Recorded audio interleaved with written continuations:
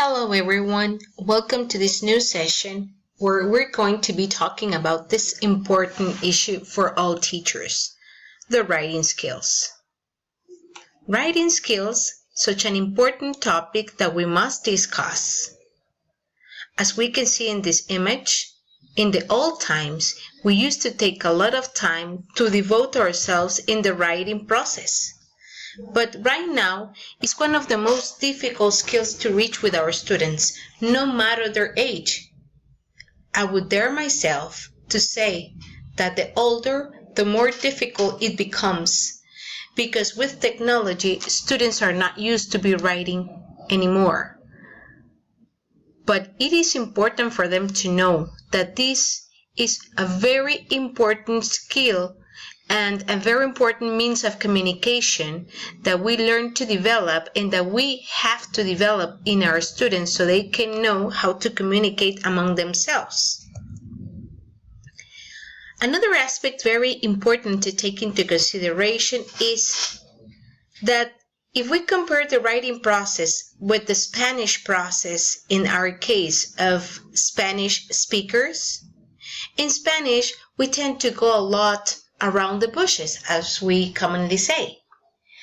On the other hand, in English, you go straight to the point.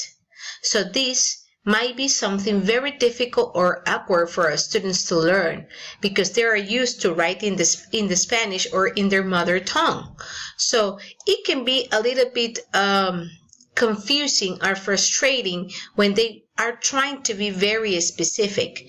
So it is our duty as teachers to teach them on how to be as specific as possible, brief, concise, and to go straight to the aspects that they want to mention through their writing. Of course, this skill cannot work by itself, so it needs the help of some soft skills that are important for us to develop in the writing process. Some of them, of course, are or have been discussed previously in other sessions, and here we can see them all on screen. So I am not going to take the time to explain each one of them because I am sure that you already handled them. But it is important to consider these aspects in order for us to make sure that our students are going to be proficient writers according to their level of English and according to their age. What could be some of the very interesting questions that any writer should ask to him or herself? Number one, how do I begin? In this case, how do I begin a text? How do I begin writing a sentence, a paragraph, writing an essay, writing an email? What's the purpose of my writing? How can I make my point clear, even when students or we are texting through an application like WhatsApp? It is important for us to make sure before pushing the green button and say send, to make sure that we are sending the message that we're supposed to be sending people. Am I creating a logical flow? Am I saying what I want to say? What about grammar? Wow, a very important issue nowadays.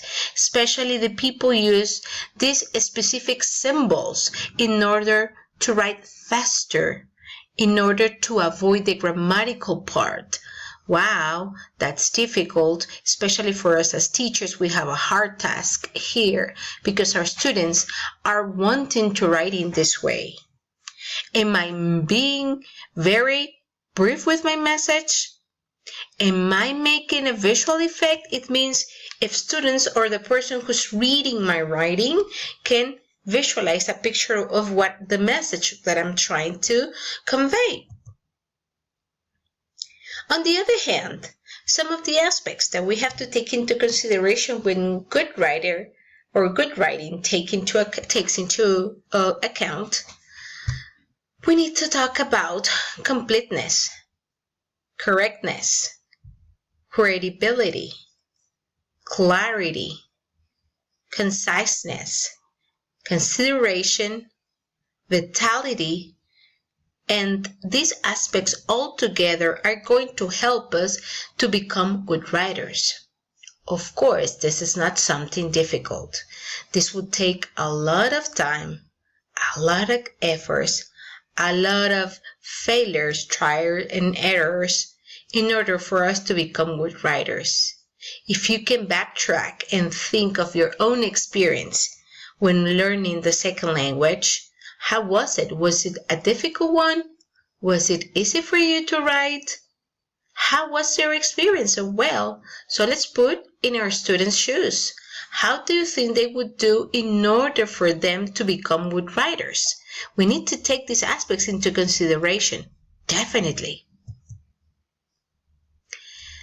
The writing process, on the other hand, can at least take 5 important steps that every teacher must consider when teaching students on how to write.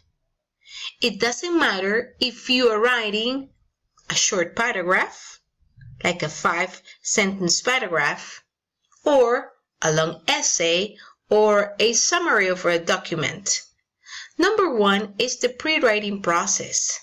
The pre-writing process is where we are going to get all of our ideas in our piece of paper. We will brainstorm.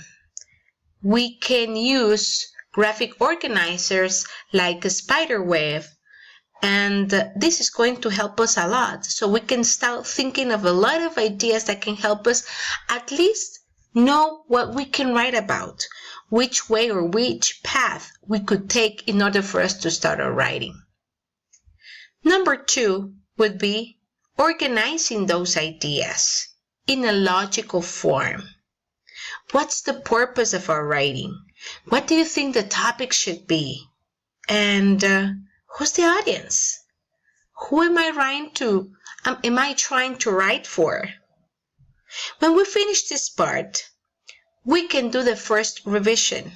So we start revising our documents, seeing what we can improve, if there are some words we could change, some examples, the style of our writing, the tone of voice that I'm using, before getting to the editing process. Into the editing process, we can erase and fix those little mistakes that we might be finding in our writing, and it's very important. There is another suggestion that before publishing, you can even ask somebody else to take a look to your writing to make sure that this is clear for everybody.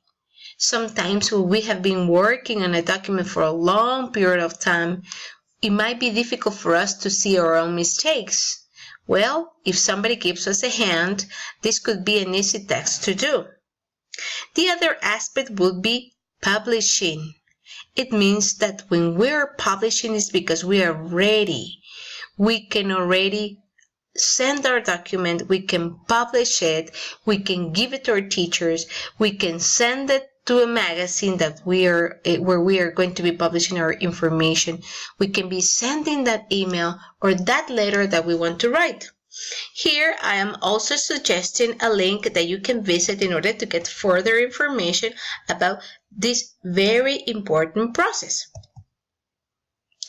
Here we can see this process a little bit more detailed, and you can see on screen some of the questions you can ask yourself. I even suggest you that you can have such a similar poster in your classes so students know what questions to consider before handing in their work.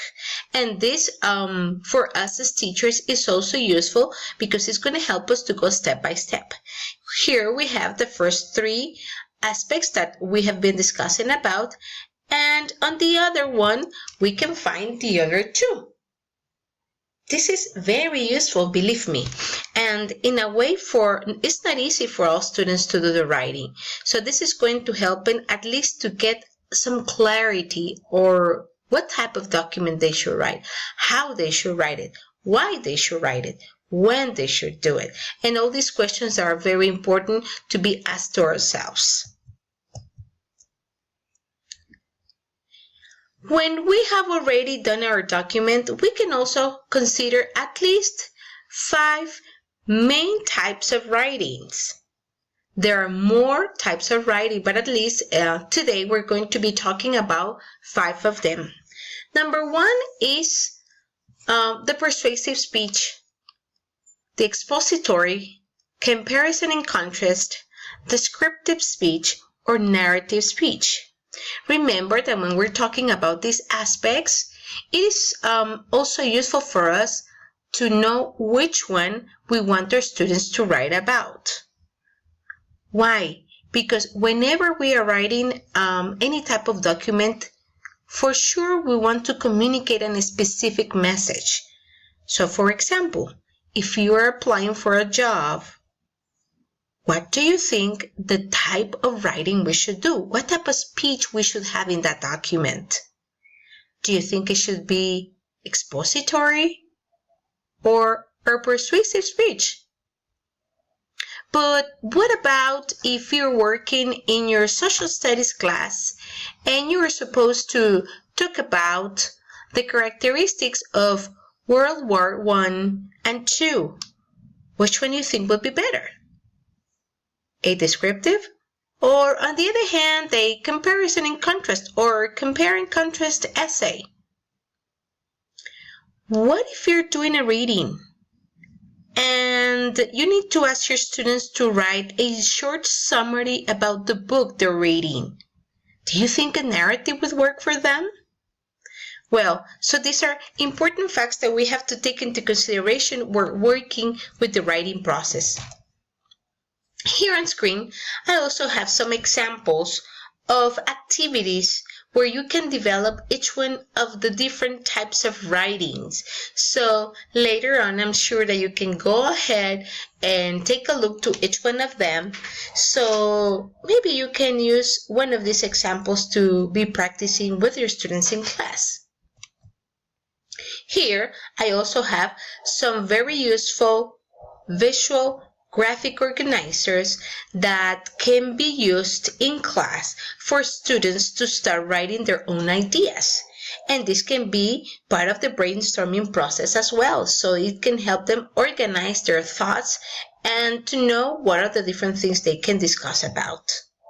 Here I have some others that are very useful, and these are just a few examples, and I'm sure that on the web you're going to find tons of them and are going to be very useful depending on the purpose of your class and your students' level. Okay, my students, and almost concluding our topic, this is a very useful model that I would like you to please pay close attention to them. Because whenever we're writing a document, for example, if we're writing an essay, the essay needs to have 3 key elements, which are introduction, body, and conclusion.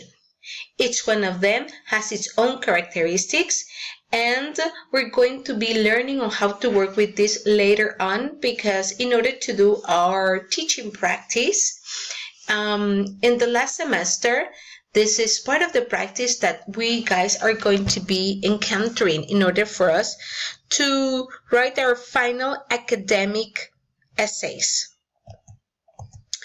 So here, last but not least, I would like you to, take a look to these images and tell me what ideas can come to your mind. For example, what if we tell students to write a story with the 5 images they can see on screen?